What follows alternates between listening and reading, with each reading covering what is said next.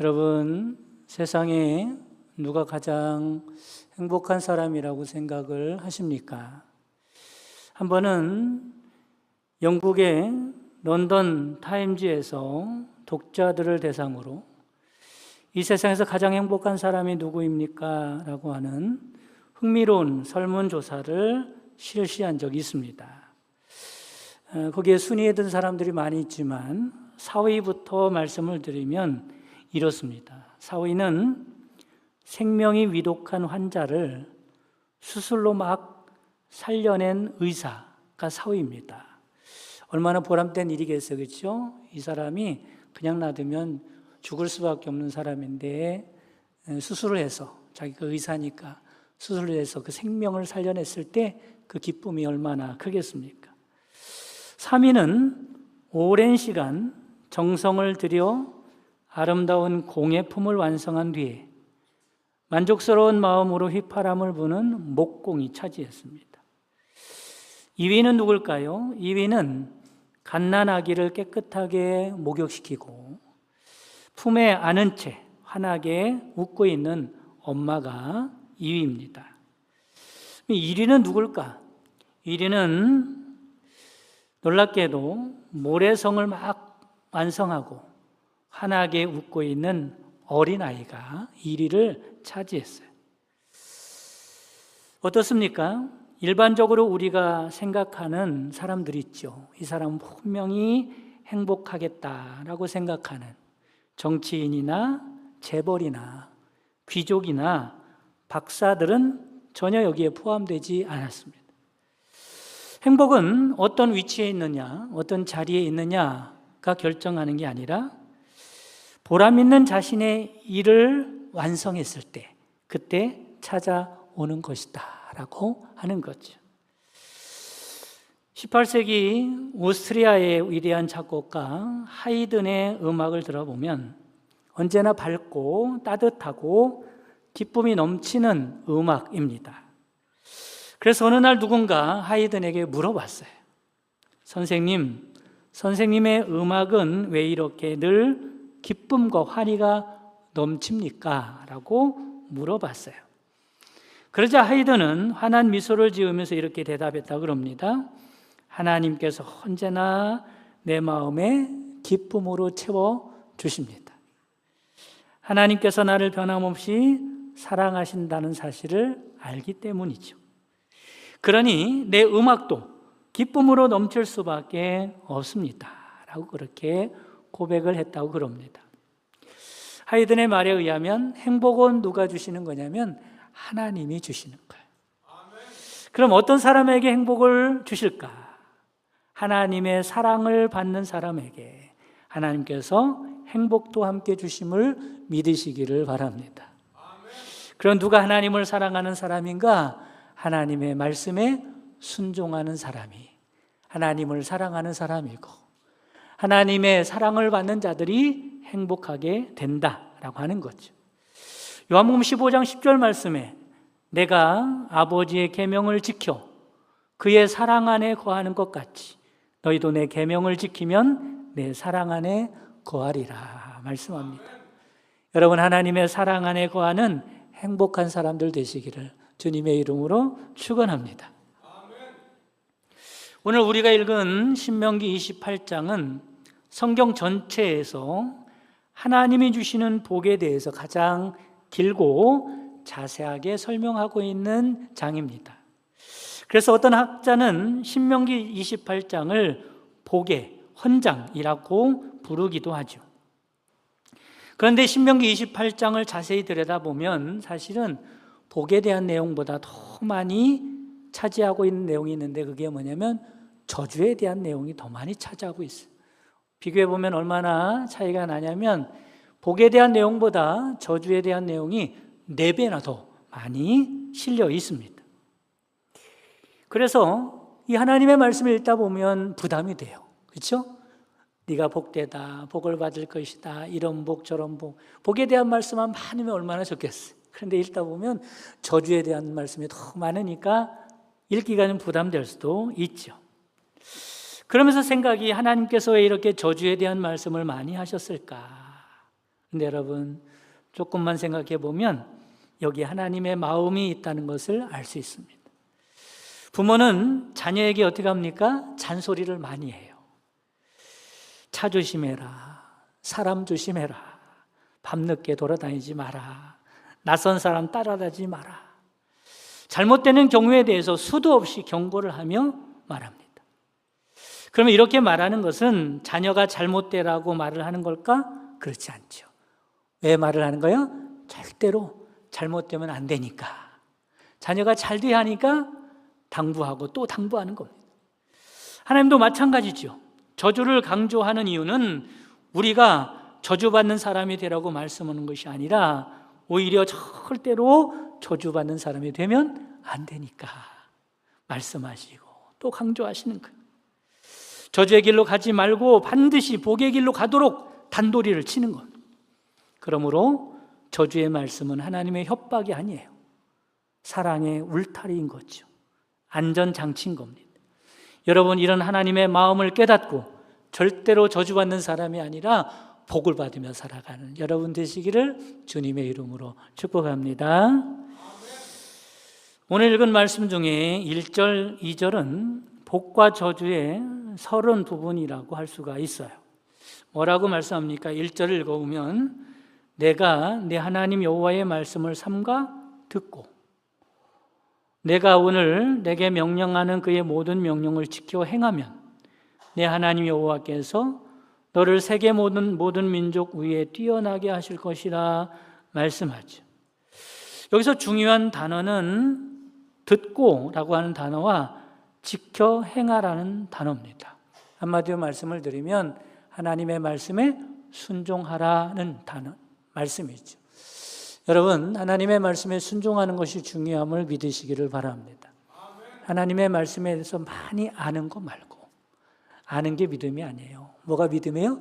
순종하는 것이 믿음입니다.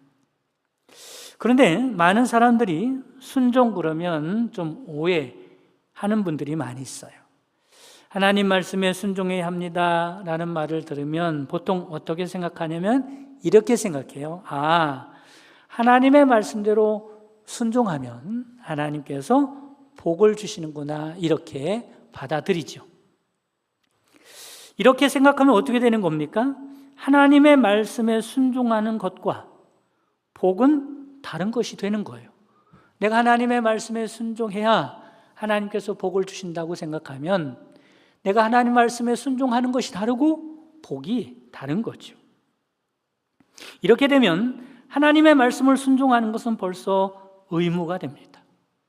그러니까 하나님 말씀은 순종하고 싶지 않아도 큰 부담이 돼도 순종해야 하는 것이 되는 거예요. 왜냐하면 그래야 뭘 받아요? 복을 받으니까. 억지로라도 순종해야 하는 말씀이 되어버리는 겁니다. 그런데 본문은 그런 말씀이 아니에요. 하나님의 말씀에 순종하는 것은 복을 받기 위해서가 아니라 하나님의 말씀에 순종하는 것 자체가 복인 줄 깨달으시기를 간절히 바랍니다. 순종과 복이 따로가 아닌 거예요. 순종과 복은 하나인 거예요. 순종이 곧 복인 셈이죠. 앞에서 행복한 사람에 대해서 예를 들어 드렸잖아요. 그 중에 오랜 시간 정성을 들여서 아름다운 공예품을 완성하고 만족스러운 마음으로 휘파람을 부는 목공에 대해서 소개를 드렸어요. 이 목공을 잘 생각해 보세요. 어떻게 행복한가? 이 목공은 공예품을 완성했기 때문에 행복한 게 아니죠. 목공에게는 공예품을 만드는 자체가 행복인 거예요. 그게 복인 거죠. 그리고 공예품을 만들었더니 더 기쁜 것뿐인 겁니다. 마찬가지로 사람은 하나님의 말씀대로 순종하고 살아가도록 창조되었어요. 하나님의 말씀대로 순종하고 살아가는 게 우리의 본분이에요. 그래서 하나님의 말씀대로 순종하고 살아갈 때 기쁨이 있고 복이 있는 겁니다. 그런데 사람들은 복받기 위해서 하나님의 말씀에 순종한다고 생각해요. 그래서 신앙생활이 어렵고 힘든 겁니다. 하기 싫지만 복 받으려면 해야지요. 11조도 해야 복을 받아요. 봉사도 해야 복 받지요. 새벽 기도도 쌓아야 복 받습니다. 충성해야 복을 받는 거예요. 이렇게 생각하고 신앙생활하는 게 얼마나 힘들어요. 이런 것은 신앙생활이 아니라 거래입니다. 하나님, 제가 이것 해드릴 테니까 복 주세요. 하나님은요, 우리와 거래하기를 원하시는 분이 아니에요. 하나님, 우리를 사랑하시는 분임을 믿으시기를 바랍니다. 사랑하시기 때문에 하나님의 말씀에 순종할 때 그게 복이 되는 거예요. 이처럼 순종 안에는 이미 복이 들어 있습니다. 물고기를 생각해 보시기 바랍니다. 물고기에게 가장 큰 복이 무엇일까? 맛있는 걸 먹을 수 있어서 복일 수도 있지만, 물고기의 가장 큰 복은요, 물 안에 있다는 게 복인 거예요. 물을 떠나면 죽으니까. 마찬가지로 우리가 하나님의 말씀대로 산다는 것이 이미 복인 줄 믿으시기를 간절히 바랍니다. 그래서 예수님도 뭐라고 말씀하십니까? 사람이 떡으로만 살 것이 아니요 하나님의 입으로부터 나오는 모든 말씀으로 살 것이라 말씀하여야죠. 예수님께서 이런 말씀하는 거예요. 너희들이 떡 먹고 살려고 하나님께서 떡 먹고 살으라고 창조한 게 아니라는 거예요. 하나님의 말씀을 양식 삼아 살으라고 창조한 거라는 거예요. 떡만 먹어서는 너희들에게 행복이 없다는 거예요. 하나님의 말씀에 순종하고 살아갈 때 너희들에게 행복이 있는 것이라고 가르쳐주고 있습니다. 사랑하는 성도 여러분, 말씀 안에 생명이 있는 줄 믿으시기를 바랍니다. 말씀 안에 평안이 있어요. 말씀 안에 지혜가 있습니다. 말씀 안에 행복이 있는 줄 믿으시기를 바랍니다. 신명기 28장의 구조만 보아도 순종이 얼마나 중요한지 알 수 있어요. 신명기 28장은 순종에 대한 말씀을 하고 있는 거예요. 신명기 18장은 구조적으로 독특한 구조를 가지고 있습니다. 히브리 문학적인 기술을 쓰고 있죠.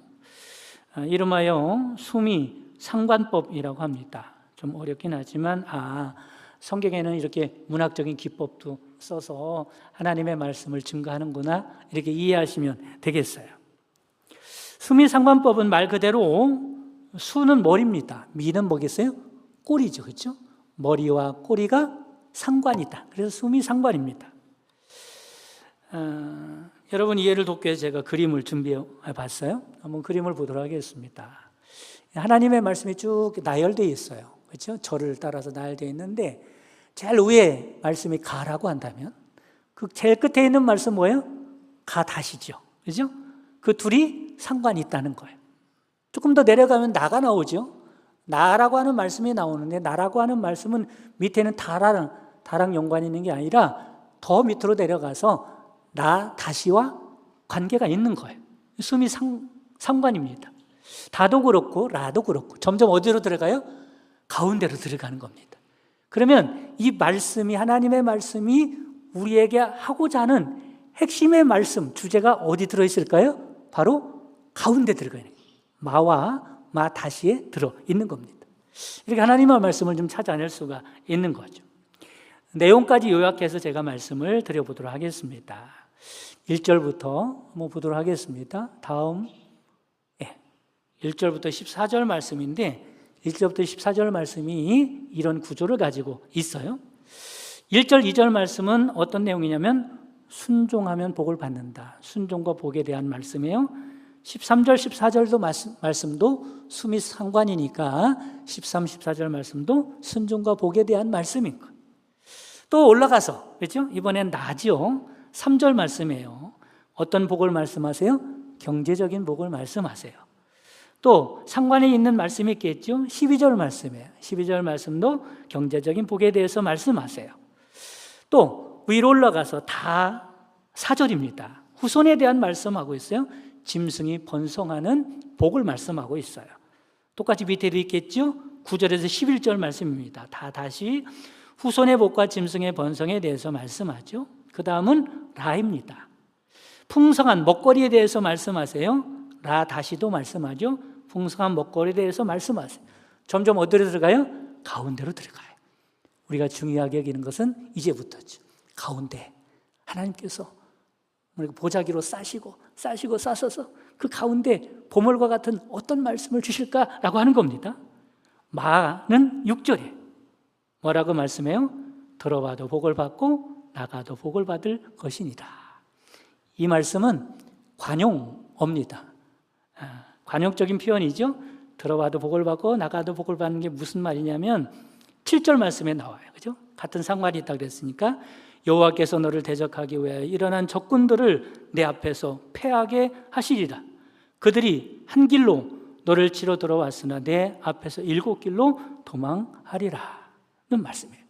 그러니까 6절 말씀은요, 관용적인 표현으로 전쟁에서 승리하는 말씀을 하고 있는 거예요. 그러니까 하나님께서 우리에게 하고 싶은 복의 말씀의 핵심 내용은 뭐냐면 너희들이 전쟁을 하는데 전쟁에서 승리하는 게 복이고 패하는 게 저주다라는 거예요. 꼭 승리하라는 거예요. 그리고 나머지 말씀들은 어떤 때 얻어지는 복이냐면 전쟁에서 승리했을 때 얻어지는 복들입니다. 한번 보세요. 6절 말씀이 전쟁이라고 했죠. 전쟁에서 승리하면 먹거리도 풍성이 생겨요. 그렇죠? 전리품도 생기고 후손들도 복을 받습니다. 짐승들이 번성하죠. 그럼 전쟁에서 지면요, 짐승이고 사람이고 자식이고 다 빼앗기는 거예요. 그 위에 복도 그렇죠. 경제적인 복도 땅이 비옥해 되죠. 전쟁에서 지면요, 땅이 황폐하게 되는 거예요. 중요한 것은 뭐가 중요하다고요? 전쟁에서 승리하는 자가 되라는 거예요. 19절 말씀은 저주에 대한 말씀인데 그런 말씀하죠. 돌아와도 저주를 받고 나가도 저주를 받을 것이니라. 이게 무슨 말이에요? 적들이 들어와. 그러면 싸워서 지는 거예요. 지면 저주라는 거예요. 나가서 싸워도 저주를 받는다는 거죠.